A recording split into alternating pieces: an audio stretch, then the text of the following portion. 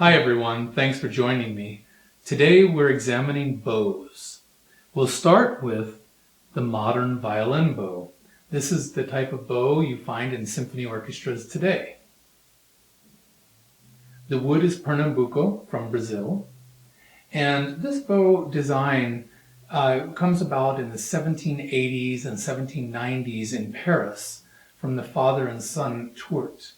But while it's a French bow, there's a very strong Italian influence from the violinists Viotti and Pugnani. And this bow is designed for a longer sense of line without so many dips and microphrases, lots of sostenuto and legato, but also a lot of power.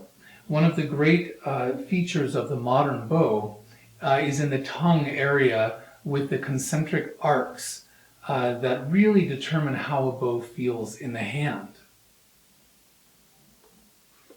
When Viotti arrived in Paris in the 1780s, part of his influence on the faculty at the Paris Conservatory of Music and on the music scene in general was that the bow could have a strong up bow or a weak up bow, or a strong down bow or a weak down bow, that in fact he was pushing out of the history of the bow determining the weight in the phrase, a strong beat, a weak beat, and moving in the direction of a bow being able to play equally at any point in the stick.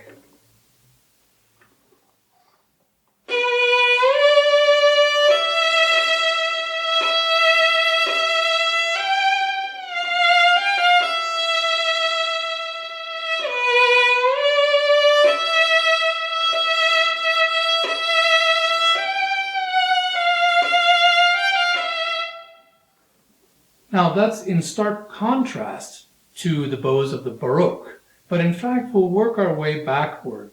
And we need to look, for example, this bow was made in the 1820s, and as I said, the design 1780s and 1790s. Well, let's work our way backward.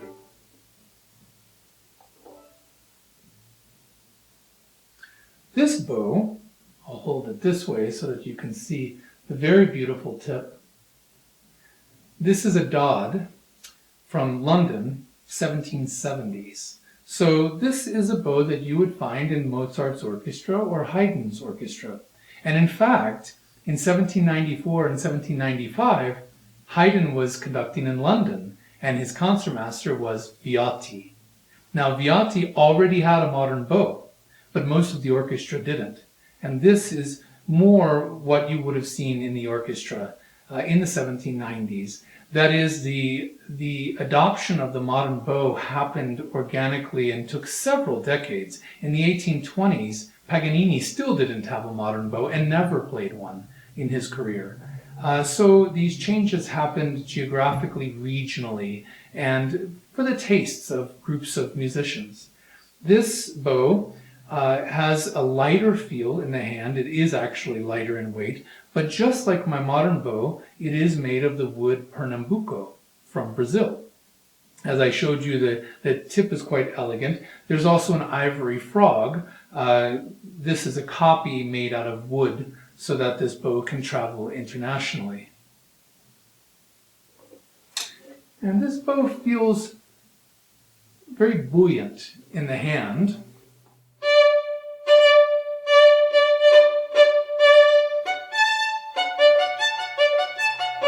It bounces very easily, but it also has a nice cantabile.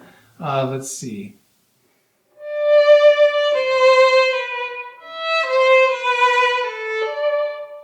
But it still has that sense of the down bow having a little more natural weight of gravity and the up bow having a little less, which comes from the Baroque and before.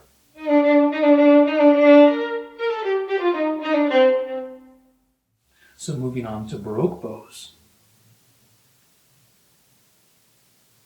This is a replica of an Italian Baroque bow. It has a very elegant and ornate frog area. And the stick is made of snake wood, which is quite dense and heavy.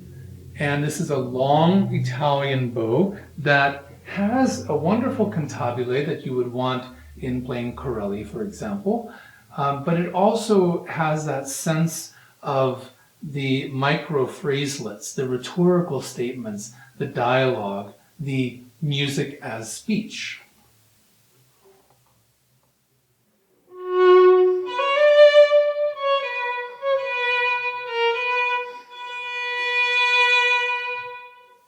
Now let's compare that to the modern bow.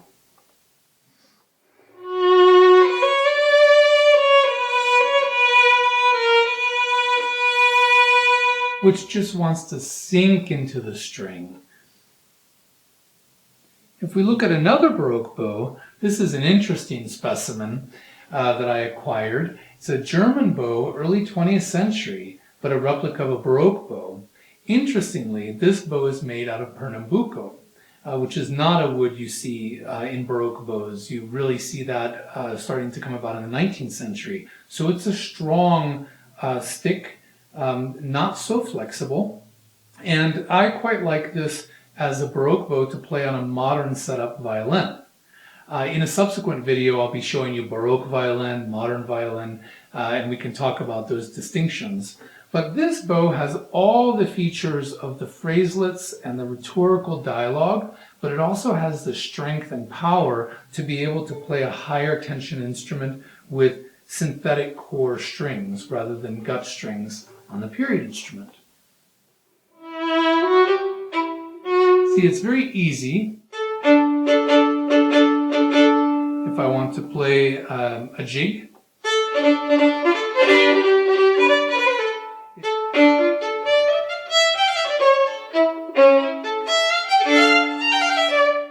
it just moves so easily in the hand, and yet, if I want to play something more legato,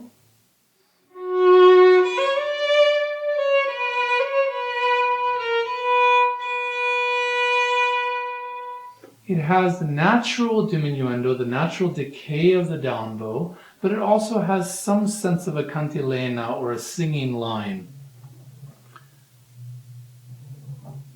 I've also got some viola bows to show you today.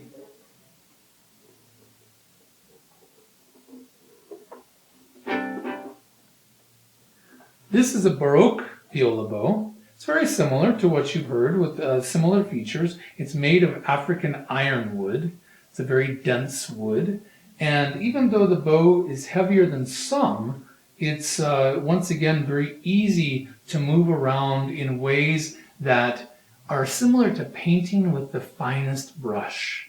I think in some ways, when one plays in a large concert hall with a modern bow, it's a little bit of a wider brush. There's just as much nuance and detail, but it has to be painted a little thicker and a little bit of a wider spectrum.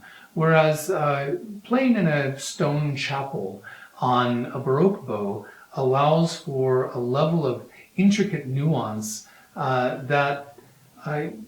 well, you need the tools, the right tools for the job. And so I tend to mix modern instruments, period instruments, Baroque bows, classical bows, modern bows, depending on the repertory, but also the acoustic environment in which I'm playing. This bow, there's that decay.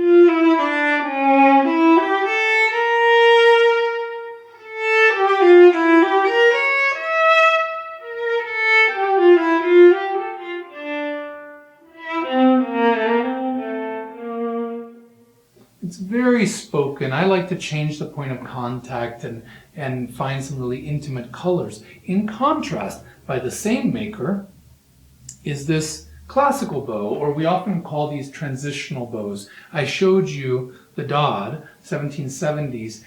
In this period, after Bach's death, 1750, and up to the early 1800s, we find these classical bows or transitional bows. That is, the length, the weight, the curvature were so not standardized, but definitely the bow making was heading in a very clear direction. And that direction is what we call the modern bow today. So this is even more like a modern bow than my Dodd. This bow is Pernambuco, and it has some of the power of the modern bow and the ability to really have a mellifluous tone throughout the line.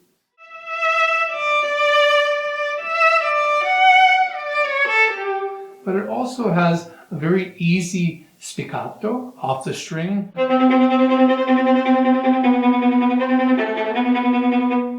And the sense that it's light in the hand, which can actually be magnified by just holding the bow a little higher.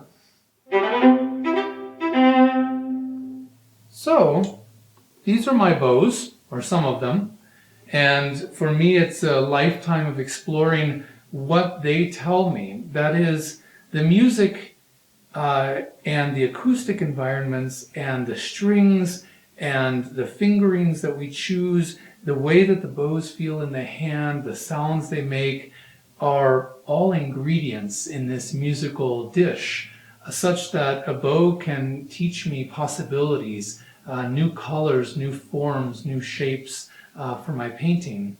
And I love learning from all of these. I'm really grateful to the bow makers for creating these wonderful works of art.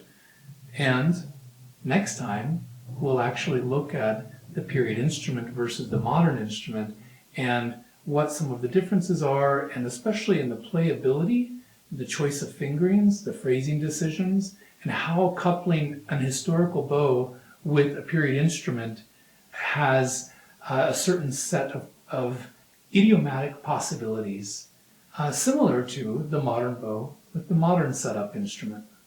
Thanks so much.